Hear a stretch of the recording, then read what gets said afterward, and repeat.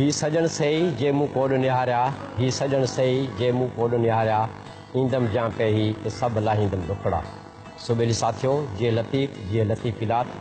Mehran TV जे तारीख़ी फ़िक्री ऐं तहक़ीक़ी रिहान शाह जा पंधे पेचरा सां गॾु आउं आहियां सलीम भुट्टो लतीफ़ी। गुज़िरियल हफ़्ते जे प्रोग्राम जे तसलसल में हींअर बि असां शाह करीम बुल्ली वारे जे मज़ार जे अहाते में आहियूं। ही एॾी हिकिड़ी जामे क़िस्म जो फ़िक्र आहे हिन दरगाह ते या लतीफ़ साईं सां हिन जी निस्बत एॾी वसी आहे या छाप एॾी चिटी आहे जो असां हिकु प्रोग्राम में उन्हनि ॻाल्हियुनि खे सहेड़े ऐं तव्हां सां वीचार वंडे न सघियासीं। तंहिं करे ॿियो प्रोग्राम बि असांखे उन ई माॻ ते करिणो पियो आहे। तारीख़ में जॾहिं पोइ वञूं था त जॾहिं साईं शाह करीम बुल्ली वारा भिट तां गुज़रंदे हाला जे साईं मखदूम नूह वटि वेंदा हुआ या उतां वापसि ईंदा हुआ त भिट जे तलहोके झंग में हिकु वक़्त जी निमाज़ ज़रूरु पढ़ंदा हुआ।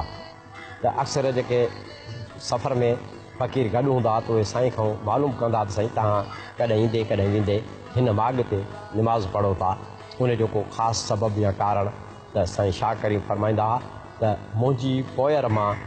को हिकु अहिड़ो शख़्स पैदा थींदो जो हिन भिट खे अची आबाद कंदो। त उहा ई भिट हुई जेका 5-6 पीढ़ी में लतीफ़ साईं अची आबाद कई। जीअं अॻिले प्रोग्राम में मूं ॻाल्हि कई त ॿिन्ही दरगाहनि जी हिक ॿिए ते तमामु वॾी छाप आहे। त उन फ़िक्री पस मंज़र में जॾहिं हलूं था त असांखे 2-3 रुख़ मिलनि था लतीफ़ साईं जी शख़्सियत ऐं फ़िक्र जा ऐं ईअं ई शाह करीम जी दरगाह जा फ़ुक़रा जा राग जा ऐं ॿोली जे हवाले सां सुरनि जे हवाले सां शाइरी जे हवाले सां ज़िक्र फ़िक्र जे हवाले सां जेके वरी लतीफ़ साईं जी ज़ाती शख़्सियत ऐं फ़न फ़िक्र ते असरअंदाज़ थिया आहिनि। साईं शाह करीम पाण जंहिं सिलसिले सां तालुक़ु रखंदा हुआ उन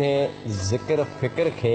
लतीफ़ साईं वॾनि जी अमानत सम्झी उन खे जेको सो पंहिंजो दरगाह ते वरी उन खे जेको सो नवाण ॾिनी। त जॾहिं भिटशाह ते लतीफ़ साईं मुस्तक़िल तौर ते रहाइश अख़्तियार कई त उन वक़्तु लतीफ़ साईं जे आॾो हिकु उमिरि जे अहिड़े हिसे में पहुची चुका हुआ जॾहिं पूरी ज़िंदगी जो निचोड़ सफ़र तजुर्बो मुशाहिदो अक़ुल शऊर उन पूरी हिकिड़ी पंहिंजी कमाई खे हिकु शिकिल ॾियणी हुई, हिकु सॉलिड तरीक़े सां हुनखे पेश करिणो हुयो। त उते भिट ते वेही जेको पहिरियों फ़ैसिलो कयो त वॾनि जी दरगाहनि जी सार संभाल ऐं अॾावतूं। ॿियो उते जेको फ़ुक़राही निज़ाम साईं क़ाइमु कयो भिट ते ऐं 3 नंबर ते जेको राग जो इदारो साईं उते जेको मुनज़िम तरीक़े सां कयो ऐं बाक़ाइदे राग शुरू थियो। उहो इहे 3 पहलू जेके आहिनि लतीफ़ साईं मौरूसी तौर ते साईं शाह करीम जे फ़िक्र ऐं शख़्सियत खां पिराया ऐं उहो ई सहरवर्दी ऐं क़ादरी तसफ़ जो तरीक़ो जेको हो उन खे बि क़ाइमु रखियऊं। छो जो उहो ई तरीक़ो साईं जे बाक़ी पीढ़ियुनि ताईं हलंदो आयो लतीफ़ साईं ताईं। त लतीफ़ साईं पंहिंजे वॾनि जे उन तरीक़त वारे सिलसिले खे बि क़ाइमु रखियो ऐं उन में पंहिंजी नवाण बि ॾिनी। ऐं असां साईं जे इन फ़िक्र खे ॾिसंदे त जेके जमायत या फ़ुक़रा जा माण्हू साईं शाह करीम जे निस्बत सां मुरीदी फ़क़ीरी में आया उहे पोइ साॻियो लतीफ़ साईं जी जेको सो पीरी मुरीदी में शामिलु थिया। त लतीफ़ साईं उन्हनि जो लिहाज़ रखंदे या पंहिंजे उन फ़िक्र में एतिरो आज़ादु ख़्यालु हुया जो न चाहींदे बि उन पंहिंजे वॾनि जे सहरवर्दी या क़ादरी तरीक़े खे बि क़ाइमु रखियऊं। ऐं साॻे वक़्तु असांखे हिकिड़ो ख़त मिले थो पारसी में जेको लतीफ़ साईं लिखायो त मखदूम ठारे खे जंहिंमां बलोच साहब उहो ख़त पंहिंजे रिसाले में बि शामिलु कयो आहे ऐं साॻे वक़्तु उनखे हिकु अलॻि किताबचे में बि छपरायो आहे सिंधी तर्जुमे सां जंहिंमें ॾाढो सलीस तरीक़े सां लतीफ़ साईं अवेसी तरीक़ो जेको तसव्वुफ़ जो आहे या जेको सूफ़ीज़म जो अवेसी तरीक़ो चइनि तरीक़नि खां हटी करे अवेसी तरीक़ो उन जे बारे में हुननि सवाल कया आहिनि ऐं उन जा जवाब बि जेको मखदूम मोहम्मद मोइन छटवी या उर्फ़ आम में मखदूम फारो चइजे उन ॾिना आहिनि। त चवण जो मक़सदु इहो त उहो अवेसी सिलसिलो लतीफ़ साईं जो ज़ाती तरीक़त जो सिलसिलो हो ऐं इन ते असांखे सुर मूमल राणे जे पहिरें दास्तान में ऐं कुझु बैत ॿिए दास्तान में असांखे मिलनि था ऐं उहो वरी कंहिं ॿिए वक़्तु इन मौज़ू ते तफ़सीली ॻाल्हि ॿोल कंदासीं त साईं अवेसी तरीक़े जा कीअं आहिनि ऐं बैत उनखे कीअं था दलील तौरु साबित कनि। त चवण जो मक़सदु इहो त वॾनि जी उन मोरूसी सरवदी या क़ादरी तसव वारे तरीक़े खे बि क़ाइमु रखियऊं त जीअं उहे मुरीद पीढ़ी दर पीढ़ी साईं शाह करीम खां वठी लतीफ़ साईं जी शख़्सियत ताईं पीढ़ी मुरीदी में सलाड़ रहिया त उन्हनि जी बि जेका असां हिकिड़ी मर्ज़ी उनखे बि मान ॾिजे ऐं शख़्सी तौर ते पाण अवेसी तरीक़े जा ऐं उनखे बि ज़िक्र फ़िक्र में रखियऊं। त ऐं उहो ई जॾहिं तामीरात पूरी थी त लतीफ़ साईं जेको पंहिंजी दरगाह ते उते पंहिंजे सहन में भिटशाह ते जेको राग ॻाराईंदा हुआ उन ई तर्ज़ ते उहो राग जेको सो हिते हिननि शुरू करायो जेको अॼु ताईं हफ़्ते जा 3 ॾींहं हले थो। पर इन खां अॻु में लतीफ़ साईं जॾहिं सफ़र में हूंदा हुआ त पंहिंजे हिन वॾे ॾाॾे साईं शाह करीम खां फ़िक्री तौर ते एतिरा मुतासिर थिया ऐं ज़िक्र ऐं तरीक़े जे हवाले सां एतिरा मुतासिर थिया जो साईं जो रिसालो शाह करीम बुज़ुर्ग जो रिसालो ऐं उन जो फ़िक्री तौर ते हिकिड़ो ॿियो किताब जंहिंमें मुख़्तलिफ़ माण्हुनि जूं हिकायतूं ऐं ॿियनि शाइरनि जा बैत बि दलील तौरु ॾिनल आहिनि बयानुल आरफ़ीन उहो बि पाण सां गॾु रखंदा हुया ऐं उहो मुताले हेठि रहंदो हुयो। ऐं ज़िक्र फ़िक्र जे हवाले सां करीमी सिलसिले खे हिननि वधायो जो उहे जत फ़क़ीर ख़ासि तौर ते जेके साईं जे ज़माने खां अॻु हिन गादी सां हिन शख़्सियत सां साईं करीम सां सलाड़ियल हुआ उहे पोइ लतीफ़ साईं जी इन सफ़रनि जे करे उन्हनि मुरीदनि वटि हर हर वञण जे करे ऐं संदसि मोहबत वारो रवैयो ऐं जेको इंसान परस्ती वारो या इंसान खे क़दुर जी निगाह सां ॾिसण वारो रवैयो हो उहे साॻी जमायत पोइ जेका सा लतीफ़ साईं जे बि मुरीदी में आई। त हिन हवाले सां जॾहिं ॾिसूं था त उहो ही दरगाह तंहिं दौर में बि ॿियूं दरगाहूं ॿिया हमसर साईं शाह करीम जे दौर जा जेके हुया उन्हनि दरगाहुनि जो बि साईं जेको सो पंहिंजो भेरो कंदो रहियो ऐं उन्हनि दरगाहुनि जी निस्बत सां उन जे पोयरनि सां बि मिलंदा रहिया त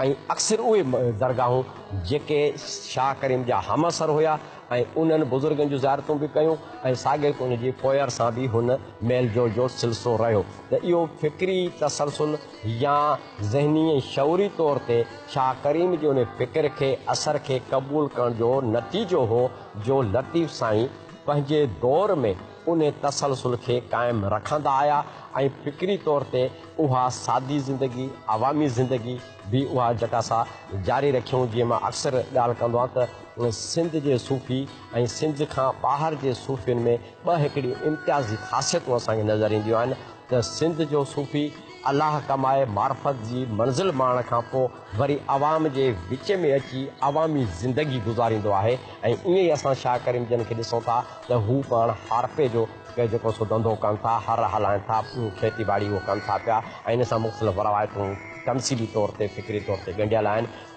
ऐं ईअं ई लतीफ़ साईं खे ॾिसूं था त हुनजी ज़िंदगी उहा सफ़र में गुज़रे थी उन्हनि हुनरमंदनि पोरियतनि सां धंधे पेशे वारनि माण्हुनि सां मिलनि था हर तबिके जे माण्हुनि सां मिलनि था त इहा अवामी ज़िंदगी आहे लतीफ़ साईं जे माना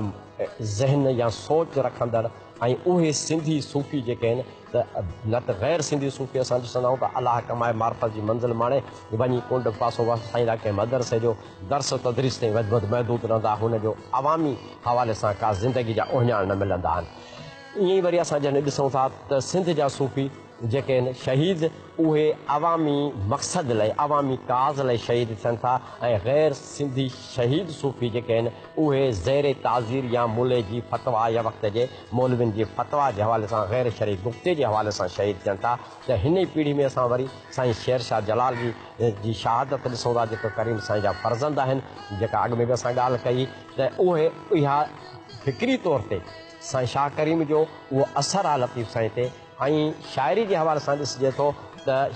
शाह करीम जन पाण शाइर आहिनि ऐं पोइ वरी हबीब साईं हिकु शाइर पैदा थियनि था ऐं वॾे पैमाने ते जेका भरपूर तरीक़े सां शाइरी आहे उहा वरी लतीफ़ साईं जे हिसे में अचे थी त हीअ ॿिनि दरगाहुनि जो हिक ॿिए ते फ़िक्री तौर ते असरु रहंदो आयो आहे ऐं अॼु बि असां बिरशाह जो असरु हिते महसूसु कयूं था माज़ी में हिन गादी जो हिन दरगाह जो असरु असां लतीफ़ साईं जी शख़्सियत ते महसूसु कयूं था सो ॿिए साथियो असां हिते हिकिड़ी नंढी साई वठंदासीं ऐं हिन ई बाग़ जे कंहिं कुंड कुर्च में वरी तव्हां सां वीचार वञींदासीं तेसिताईं इजाज़त ॾींदा जीअं लतीफ़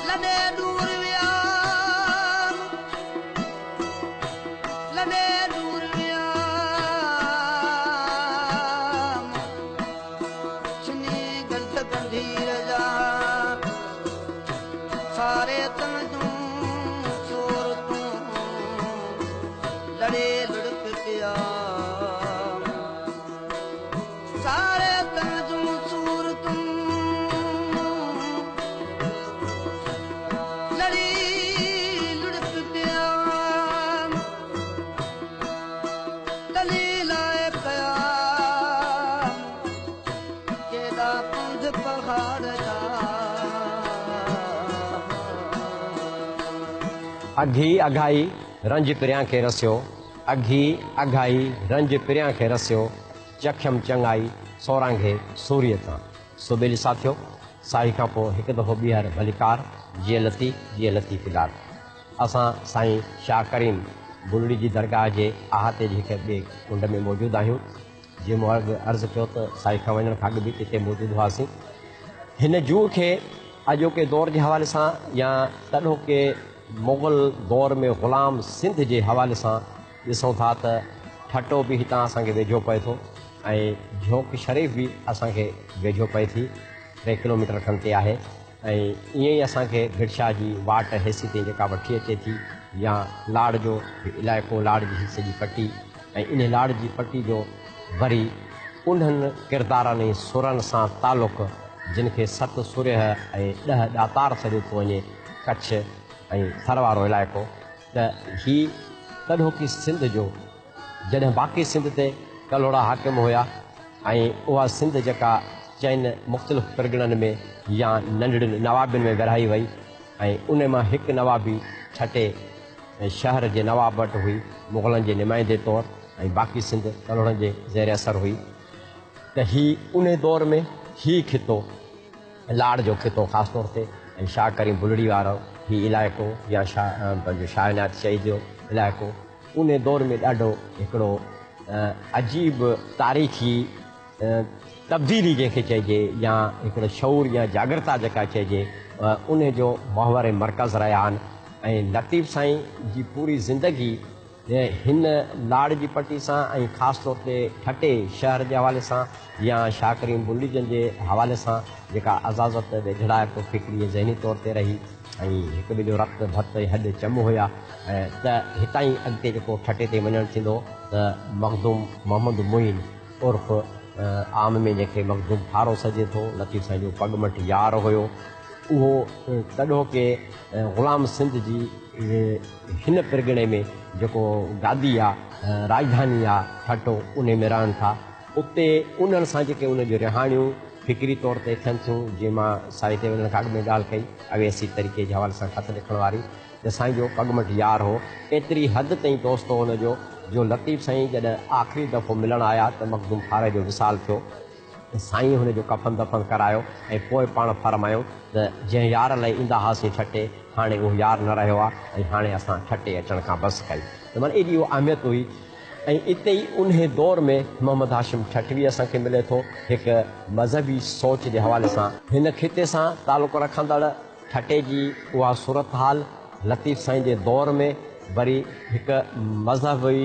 सोच जो या फ़िक्र जो हिकु ॿियो रुख़ आहे जेको मोहम्मद हाशिम ठटवी जे रूप में असांजे साम्हूं अचे थो, जेके वक़्त जे हाकमनि सां सहमत बि आहिनि ऐं उहा ई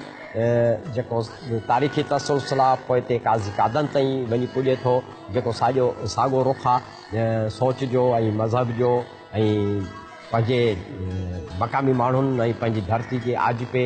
ऐं फ़िक्र ऐं ॾुख सुख जे हवाले सां हुन जो किरदारु ऐं हीअ हिकु ॿी धोरा जिन जो किरदारु हिकु अलॻि ॿ धाराऊं असांखे नज़र अचनि थियूं। त मक़सदु चवण जो त इहे तारीख़ी शयूं जेके बयानु करणियूं, इन जो मक़सदु हो त हीउ ख़ितो एॾो अहम आहे सियासी तौर ते, फ़िक्री तौर ते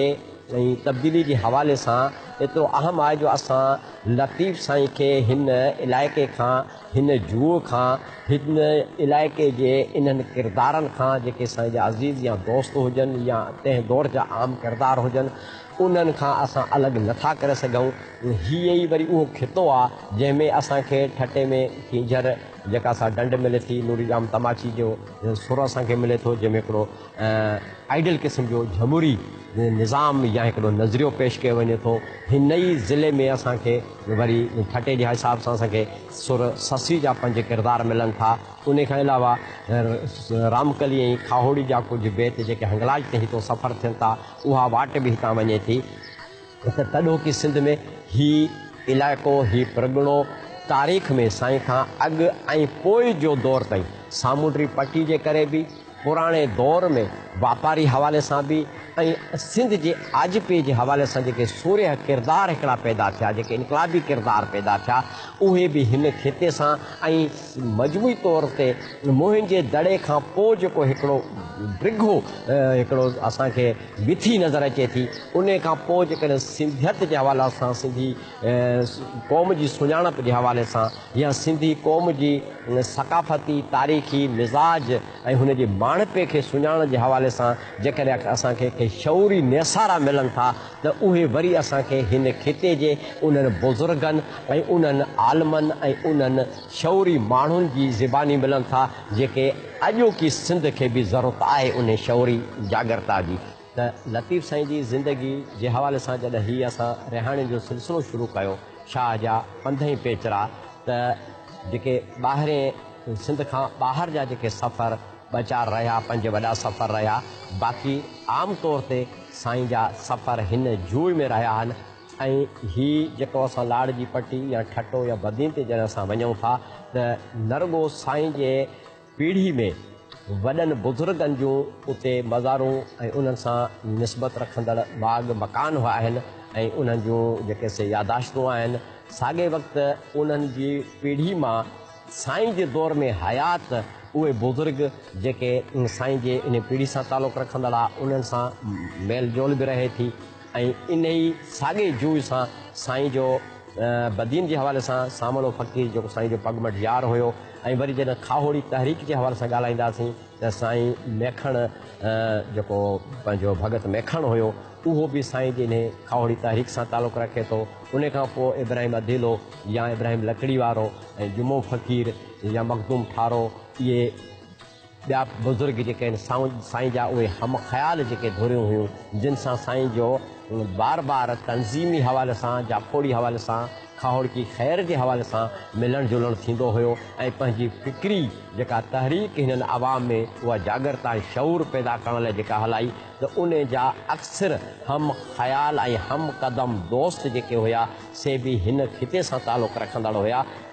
त इन हवाले सां जॾहिं असां अचूं था त माज़ी खां लतीफ़ साईं जे दौर ताईं हीउ इलाइक़ो मजमूई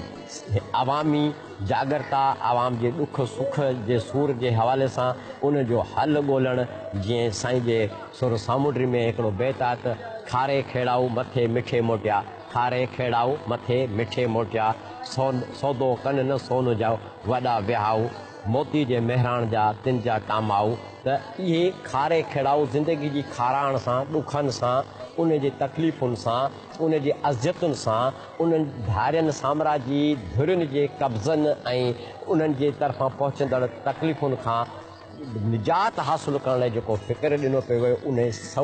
शऊर जा सरचश्मा हिन इलाइक़े सां। ऐं उहे खारो ज़िंदगी जो तमामु तर खारो जेको आहे उहो खेड़े माना झागे मथे मिठे मोटिया मथे मिठे अचनि था माना हूंद खां अणहूंद तरफ़ ग़ुलामी खां निजात तरफ़ अचनि था ऐं हिन ई जूं सां हिकु तमामु अहम वाक़ियो आहे शाह शहीद झोंक वारो त सूबे साथियो हिते असां हिकिड़ी नंढी साई वठंदासीं ऐं जीअं मूं अर्ज़ु कयो त हिन रिहाण जो आख़िरी सेगमेंट जेको आहे उहो हिन इलाइक़े जी हिकिड़ी ॿी अहम शख़्सियत शाह इनायत शहीद झोंक वारे वटि हली अची असां वरी तव्हां सां वीचार वंडींदासीं तेसि ताईं सलीम भुट्टो लतीफ़ खे इजाज़त ॾींदा जिए लतीफ़ी लात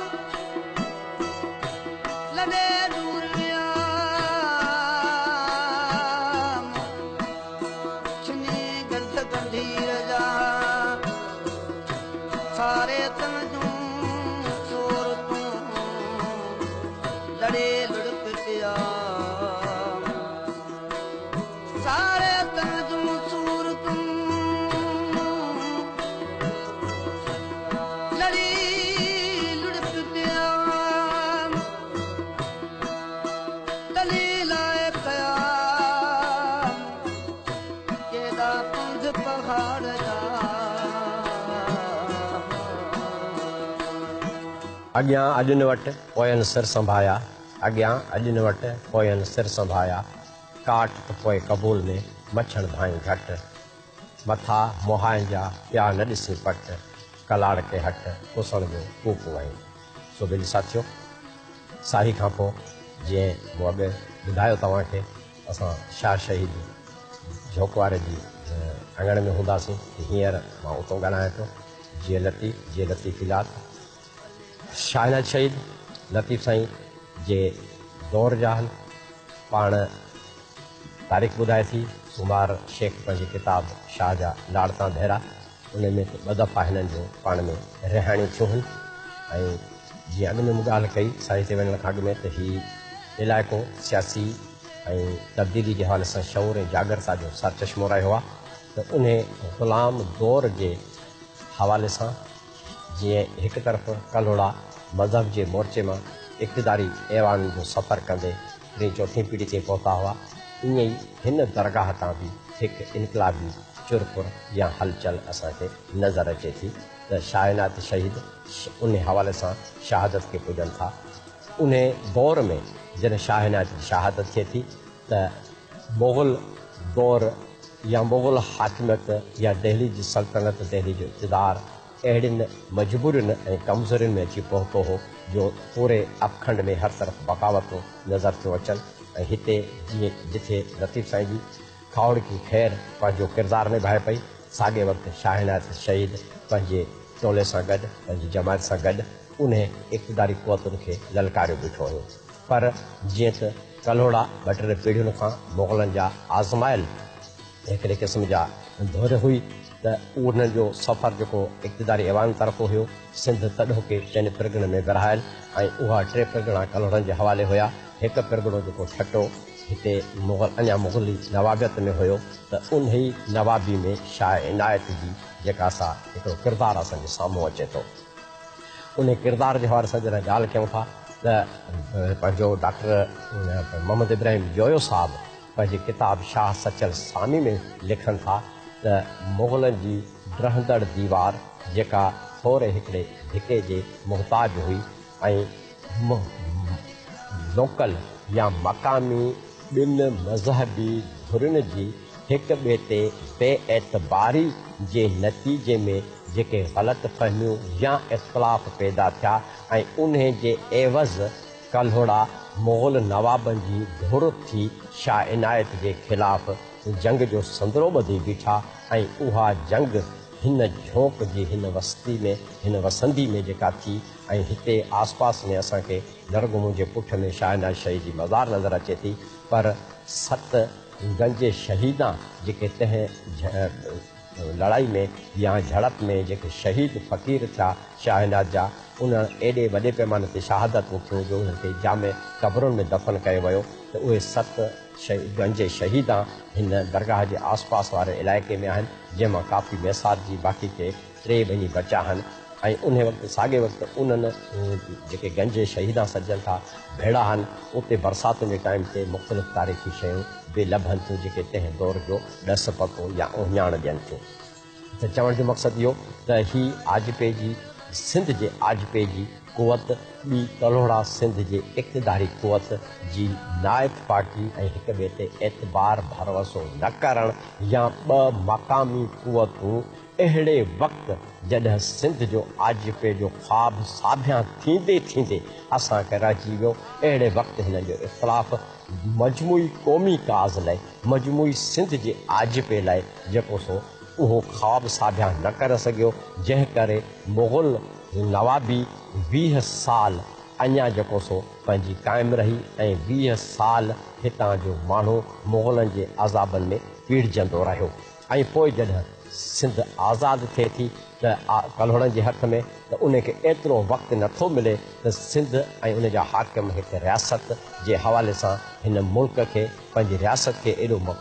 मज़बूत करे सघनि जो ॿाहिरनि हमलनि जो मुक़ाबिलो करे सघनि। त उन हवाले सां जॾहिं नादिर शाह 4-5 साल खां पोइ सिंध ते काह करे थो त नूर मोहम्मद कलहोड़ी जी हुकूमत वरी ॾंड भरे करे वापसि वरिती वञे थी, यानी ॾंड भरू हुकूमत क़ाइमु थिए थी। त शाह इनायत जो ही जेका जूह आहे या अॼु ताईं जेका हुनजी सुञाणप आहे, जेको अक्सर असां ॿुधंदा आहियूं जो खेड़े सो खाए ग़रीब मज़लूम तबिको तॾहिं जो सतायल हिन आस्थाने ते अची पनाह वठंदो ऐं हिन ई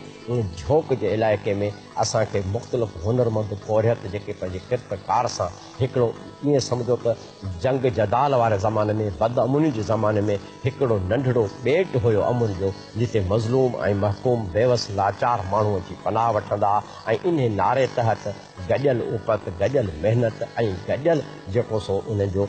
वापराइणु थींदो हुयो। ऐं इन ई माहौल खे ॾिसंदे जेका हिन जे ख़िलाफ़ु शाइना जे ख़िलाफ़ु साज़िश करे जेका वक़्त जे नवाब तहत ॻाल्हि पुॼाई वई त हीउ बाग़ी किरदारु आहे जेको जागीर जे हवाले सां ढल ॾियणु ऐं प्लस नवाबी खे या हुकूमत इक़्तिदार खे मञण लाइ तयारु कोन्हे, उन में जेको कलहोड़नि जो किरदारु रहियो उहो साम्हूं आयो ऐं गॾिजी नवाब जी फ़ौज ऐं कलहोड़नि जी फ़ौज गॾिजी करे जेको सो घेराव कयो झोक जो, जेको 6 महीना घेरो रहियो ऐं घेरे खां पोइ आख़िर क़ुर ते ठाह थियो। क़ुर जे ठाह जी आड़ में धोखे सां शाह इनायत खे जेको सो गिरफ़्तार कयो वियो ऐं इन गिरफ़्तारी ॾियण वक़्तु बि फ़क़ीरनि चयो त साईं ही धोखो आहे, पर पाण फरमायूं त महबूब जो वास्तो असांजे आॾो आयो आहे, क़ुर असांजे आॾो आयो आहे, उन खे असां कीअं था न करे सघूं, ॼाणूं था असां त धोखो आहे, पर असां पंहिंजे महबूब जी हुन सूखड़ी खे नथा करे सघूं, मोटाए नथा सघूं। त इन हवाले सां ॼाणंदा हुआ पाण, पर धोखे सां गिरफ़्तार थिया ऐं पोइ हिननि जी शहादत साम्हूं अचे थी। त अहिड़ी तरह ही झोंक जो इलाइक़ो जिथे शऊर, जागरता, तब्दीली, पोरियत, मज़लूम तबिके जो तरफ़दार असांखे नज़र अचे थो त हीउ सिंध जो तॾोक दौर में तमामु वॾो हाञो आहे जंहिंखे हिन महिल ताईं असां भुलाए नथा सघूं। ऐं लतीफ़ साईं जे पंध पेचरनि सां जॾहिं हिन जी निस्बत ॻंढींदासीं त छा करे बुलड़ी खां हे 3-4 किलोमीटर जे पंध ते आहे त लतीफ़ साईं जॾहिं हिते ईंदा त हिन जो हितां गुज़र थींदो हो, ठटे वञण ताईं बि हितां गुज़र थींदो हो। पहिरियों शाह इनायत ठटे में अची जेके से राइश पज़ीर थिया ऐं उते जेको हिन जो हल्को हुयो उन में बि मखदूम मोहम्मद मुइन ठटवी ऐं ॿिया तॾोका बुज़ुर्ग त हिन जूं रिहाणियूं उते बि थींदियूं, हिते अचण खां पोइ बि रिहाणियूं थियूं ऐं शाह इनायत शहीद खां पोइ पोइरनि सां बि साईं जूं जेके से मुलाक़ातूं थींदियूं रहियूं आहिनि। बुलड़ी वारा तॾोका साईं वासिर शाह वारा, अब्दुल वासिर शाह वारा शाह इनायत जी मुखालफ़त हुअण जे बावजूदि लतीफ़ साईं जो किरदारु हिन दरगाह सां ऐं साईं जी शख़्सियत सां, साईं खां पोइ वारे हिन बुज़ुर्गनि सां बि जेको दोस्ताना ऐं भाइपी वारो रहियो आहे। त सुबेल साथियो, असांजी अॼोकी रहण शाह जा पंध पेचरा जो वक़्तु पुॼाणी खे पहुचे थो। सलीम भुट्टो लतीफ़ खे जज़्बा, जीअं लतीफ़ जीअं लतीफ़